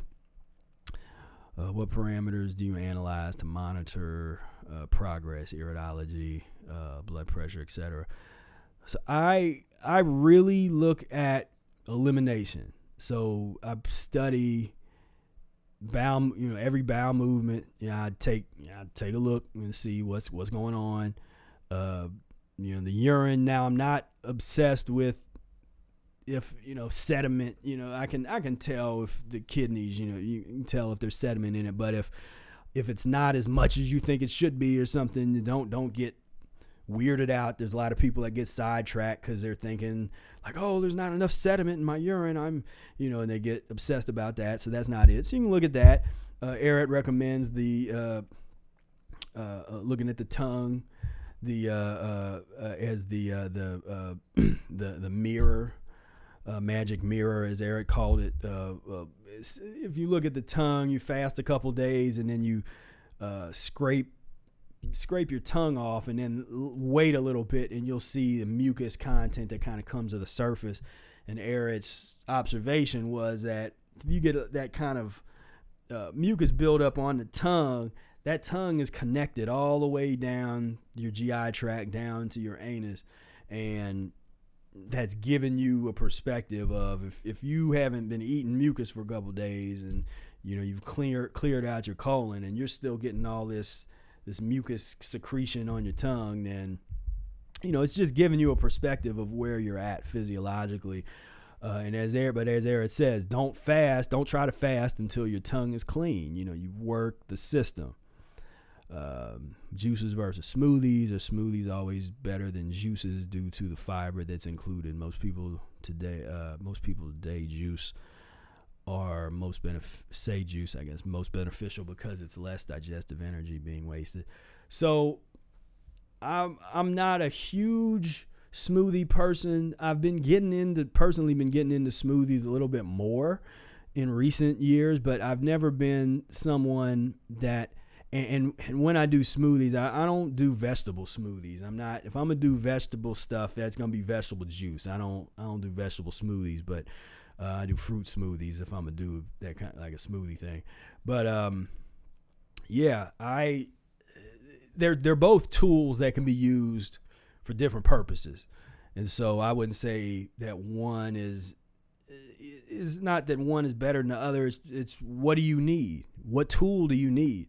Do you need some fresh juice? Is that going to be good for you at that moment? Do you need a smoothie? Now, I don't equate the two as being the same thing, as some people say, well, I juiced it in my, in my high blender kind of thing. I'm like, there's juicer and there's blending, but I don't look at them in the same light because they have different things you can get out of them as goals or as tools. I mean, let's see. I hear sweet potatoes and are almost mucusless.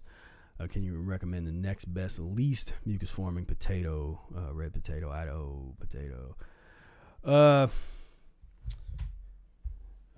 What would those garnet ones? There's ones that are red, but they're a little white. What's the name of those? I mean, I haven't even used them that much, but yeah, as far as the potatoes, I mean, I kind of just stick to the sweet potatoes.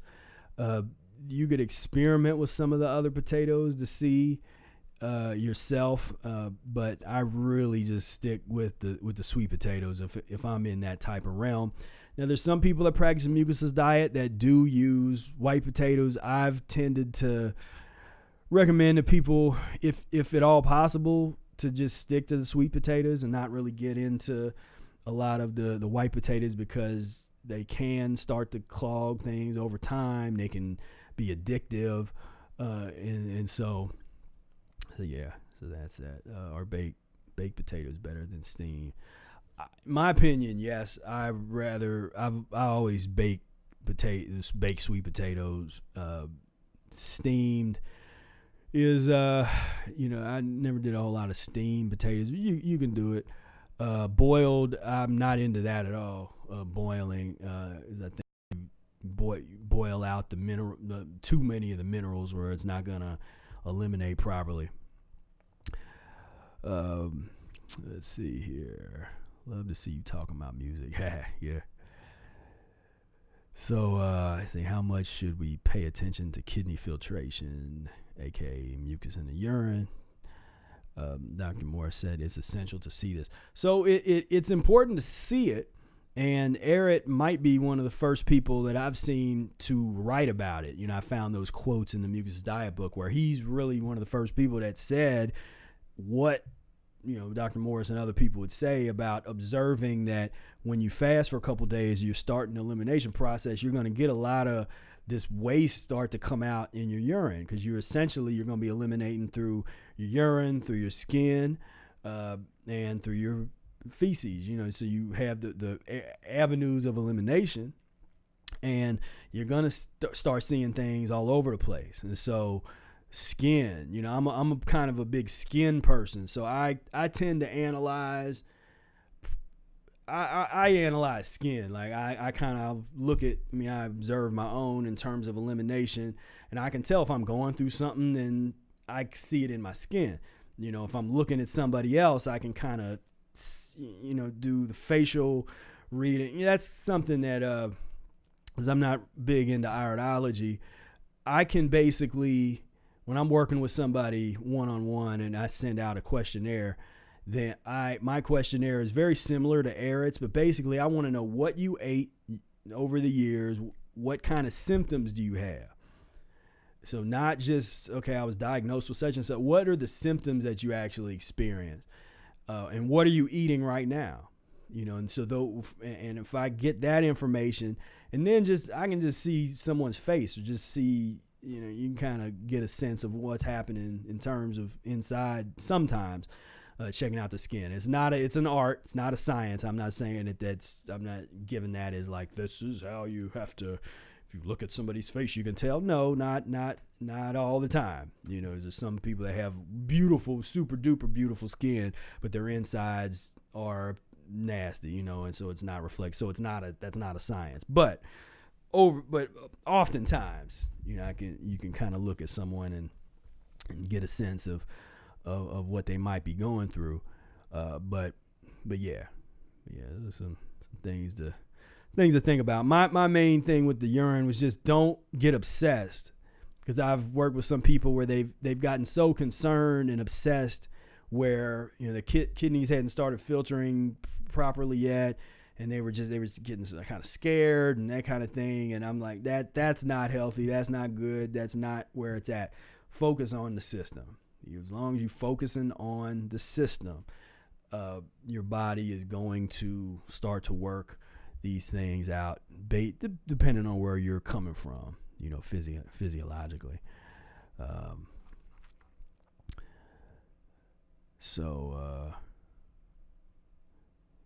Maximum detoxification speed. Would it be best to eat only one type of fruit for several days, or would you alternate different fruit mono meals? Can tender greens ever speed up detox, or are veggies always to be used for slow detox? So now we're getting into the nuts and bolts of the art of the system and the art of transition, and once you start to get into those things, you kind of have to answer that for yourself, for your own body physiologically. I can give you the generally speaking, the vegetables slow elimination down a little bit, but they are more for the mechanical elimination. So with the combined properly, if you put together some broom salads and things like that, you're going to be able to broom out the intestines with the vegetables, and that's important. So the way the system works just generally is fruits and fasting, or some kind of food restriction, allows the body to start to squeeze out and eliminate some of the toxic waste that is there. Then you bring the vegetables in at some point, and even the vegetable juices kind of do it on a blood level, but you bring the vegetables in, and they're going to help push through some of that toxic waste that has just been eliminated or brought to the surface from dealing with the fruit.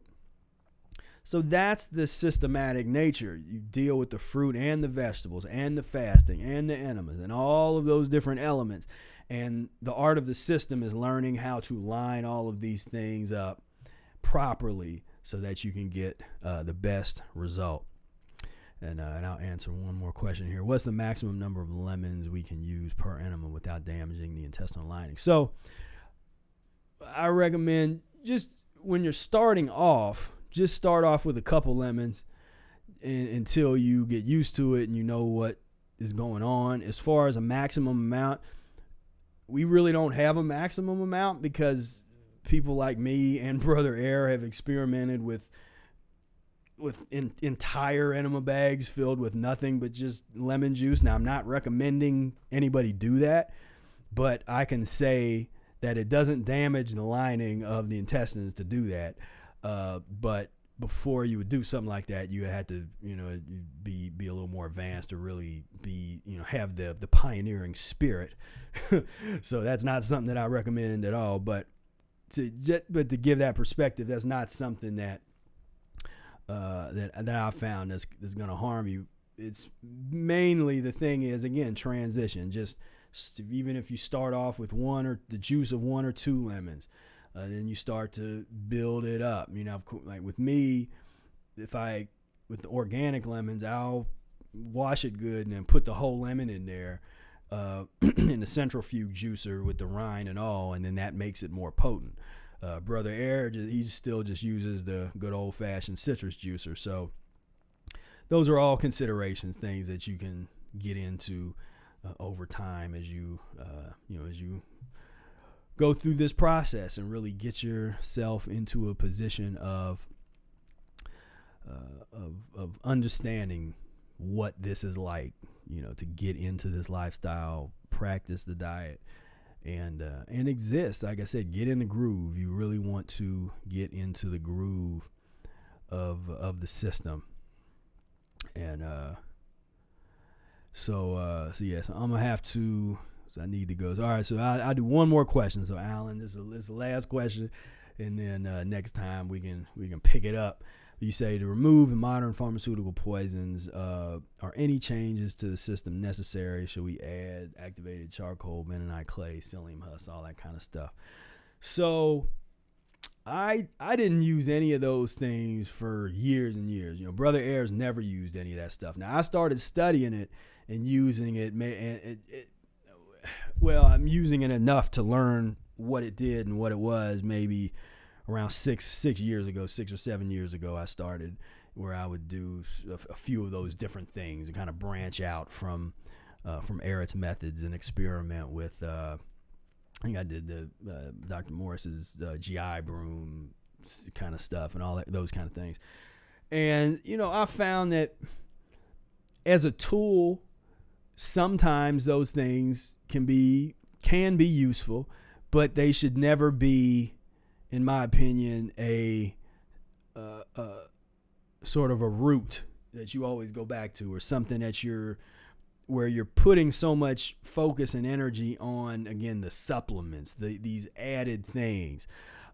Instead of the term supplement, actually what I use in some of my writing is ancillary therapies, additional therapies that you want to be in concert with the Mucusless diet to kind of come together. But you can experiment with some of those kind of things. Psyllium husk is part of Ehret's herbal GI broom formula, the so-called Interclean formula, and most of formulas that you get GI, a lot of them have psyllium husk in it, whether you get the Dr. Morris or whoever you get, or something like it.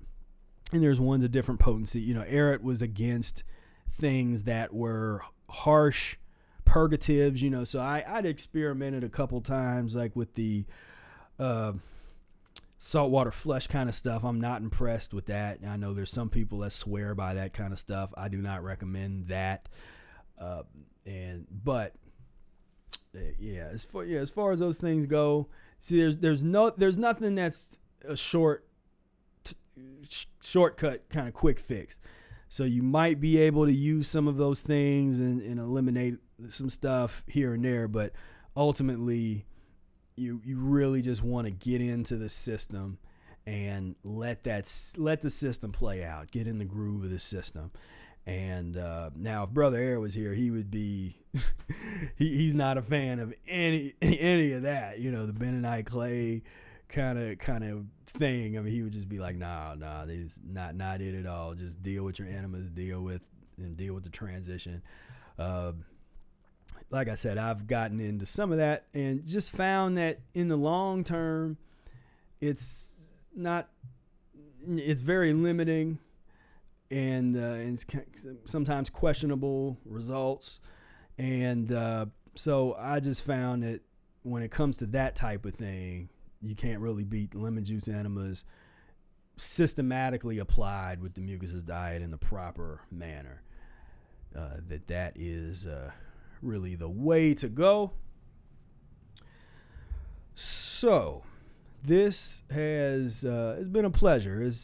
We started off a little rocky with some technical glitches and issues, but you know, we think we finally got it rolling here. I hooked it up in a different way going live, and it seems to have worked. So we will see. We'll see how this recorded. If this recorded okay. If it did record okay, then I will be taking the audio from this and submitting it to the various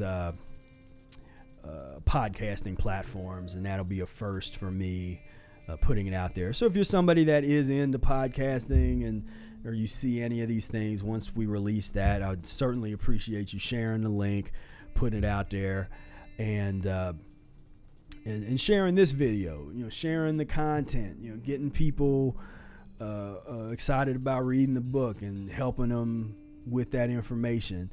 That is, you know, just so important to just circulate the information. That's for me. I feel like that's the job I try to do is just circulate the information, but I can't do it alone. You know, I need help to push it out there further, to get it further out there. But anyway, this has been fun. I hope that you've gotten something from this and enjoy this. And we're gonna work on this format. I'm gonna try to get this down so that they're not as long. You know, we'll get the format down and figure out what works, what doesn't, and kind of play with that a little bit. But like I said, next week we're gonna have Brother Air, interview with Brother Air. We'll also be talking more about the Arnold Air Day celebration. We'll talk about some other things that are happening, getting into the summer. A lot of music is coming up. We're gonna be playing a lot of music. So it is time to have some fun. So we are mucus free. So until next time, peace, love, and breath. We are mucus free. We are mucus free. We are mucus free. We are mucus free. We are mucus free. We are mucus free. We are mucus free.